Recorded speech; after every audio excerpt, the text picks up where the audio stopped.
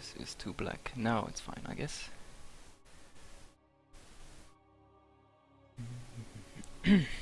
Alright. Prime Terrace's gold base map. Quite insane. Let's see though how the players like to play on this one. I would kind of favor Apocalypse. He is always getting deep runs, but let's see, he's playing from Korea, so he has definitely some latency to work with. On the other hand, Prime Terrace has always been very good for Zergs to do like roach pushes. If you get up to both gold bases and walk over the map with 200 supply roach ravager, you can definitely hit some very nice timings there. But let's introduce our players. In the bottom right position, playing as the Red Terran, it is Apocalypse. In the top left position, playing as the Zerg in, what is it, purple I guess, it is Controlux. Polish player I guess. Okay, let's see though if Controlux likes to, or wants to, I guess I should say, is confident enough to take on Apocalypse in a macro game. That's the thing I'm most concerned about right now.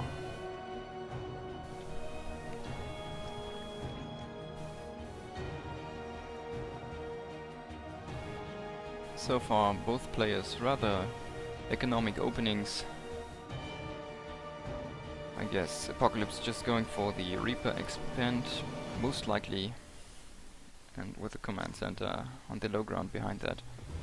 On the other hand, we got the pool before the third expansion, so to fend off any kind of Reaper shenanigans that would come over, also just to be safe. So no ultimate greed there from Controlux on the Zerg side of things. And as mentioned, Reaper coming up and the command center on the low ground. So nothing out of the ordinary. Both players so far going for 2 base play, like as standard as you can get.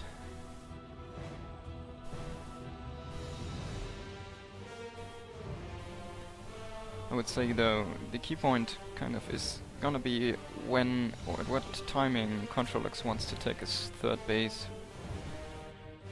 If he goes there greedy or if he just is gonna go for some 2 base play for now.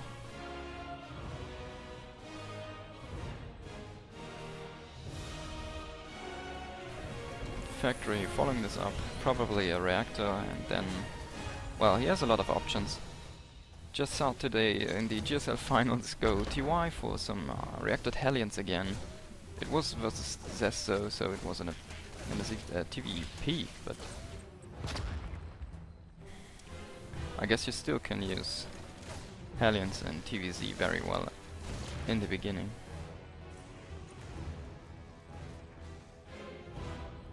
But I mean, as good as Hellions are for keeping creep at bay in the beginning, if you don't get an armory, you really don't have that much. I mean, you really can't do so well with Hellions in a straight up fight. If you depends on how many you get. But if he goes over like 6, he definitely delays all of his marine production, and well, I guess you have a gold base, so maybe he has enough minerals to support all that and still get enough units out to have a strong force pushing. Oh, and this looks like Banshees actually. Is he gonna get Cloak with that? Yes, we got some Cloak Banshee again from Apocalypse. He likes to do this actually. He did this as well in the last Sunday in the Go4SC2 Cup. From time to time he likes to mix it up a little bit, go for the Cloak Banshees, and often really gets great results. Because most players like expect the Liberator, not the Banshee. I mean, with a Spore you're kind of safe against both, but versus a Liberator I would rather have like 3 Ravagers versus a Liberator than a Spore.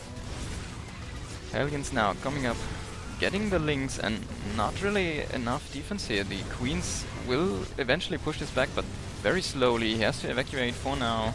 But nice pull there. Doesn't really lose anything on the drone count. Very nice shot in the end, but didn't kill anything.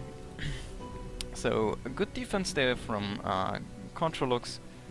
Not losing anything in his economy. Just a little bit of mining time, but it definitely was not worth it for Apocalypse to throw away all of his aliens there. He could have denied the creep a little bit more with them, if he had them now. But now that he does not have them, he can't deny this.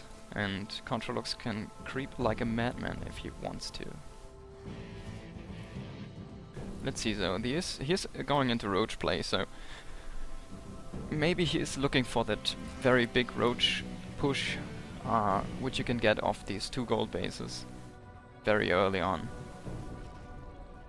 Apocalypse himself going into the 3rd, and most likely going for the blue base expansion, not the 2nd gold base.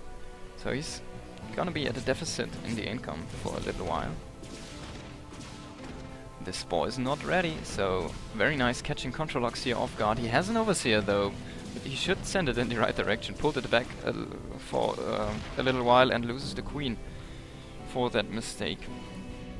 But so far as well, not really losing too much. I mean, 1 queen and a drone, that's not what you want to get with Cloak Banshee commitment. Oh, he got... oh, I didn't catch this one. It got 8 kills, so I guess he did have more, or got more damage.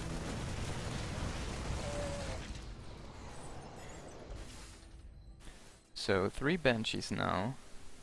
It's quite a force to be reckoned with, actually. You can't really defend with like 2 or 3 queens versus 3 banshees if you manage to micro the banshees correctly. I mean, with the transfuses maybe, but so far he's out of position. Banshees getting into the base.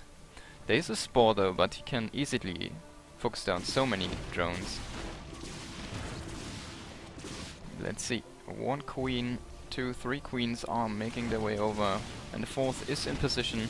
He's gonna get the gas though, but yeah, I mean it's nice and all, but you kind of want to get more than a gas and a couple of drones there with 3 banshees. Quite late stim from Apocalypse there, as well as the combat shields. After the 3rd base even. So if Controlux goes for an aggressive move right now, he has quite a nice timing there, but he doesn't really have the forces, he doesn't really have the lava to work with. And as we see, he is going into a spire there, even a double spire, that's interesting. I don't really know if this is a mistake or if he really wants to commit to Mutalisk and airplay with the double upgrade there. He is getting an infestation pit, so he could go right away into Hive and like put one of the both spires into a greater spire immediately, so he like rushes up to Broodlords while getting an upgrade. That's an option, but oh, nice queen defense here. He has to be careful with the banshees. Good reaction though, pulls them back, not losing anything there. So let's see how he wants to use the 2nd spy. I'm really curious to see. Actually, it was a mistake as he cancels this right now. So no really fast Broodlord rush while getting the air upgrades. Okay, but let's see.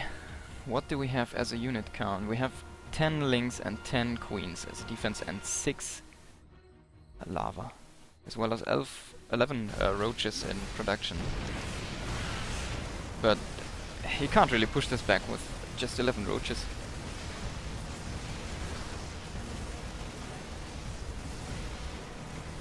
Let's see though, he is setting up down there, but definitely sacrificing this base over here, as well as the infestation pit goes down now before he clicks his hive as well. Yeah, and we have some nice Banshee harassment over here. 16 kills on that one Banshee, very nice done from Apocalypse. Just pushes out, gets the 3rd base of the Zerg, and now falls back a little bit to his tanks. This gives his opponent time though to muster up a force, but still I would say it's a close fight with good position from Apocalypse, and off creep he definitely can trade very well. The Banshees are being pushed back now. One did survive, the one with his 16 kills, and can deny the space a little bit longer if Controlux wants to take one over there. And I like this, Apocalypse pulling back now. He did the damage he wanted to, he didn't trade any of his army, and now just joins up with his other force, the reinforcements, and yeah, can now just overrun his opponent actually. He has so many units.